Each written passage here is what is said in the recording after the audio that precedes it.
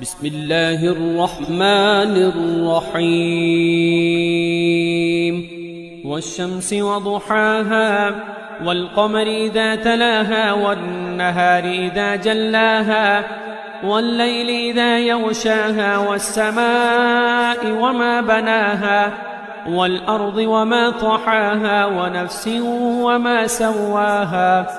فألهمها فجورها وتقواها قد أفلح من زكاها وقد خاب من دساها كذبت ثمود بطغواها إذ انبعث أشقاها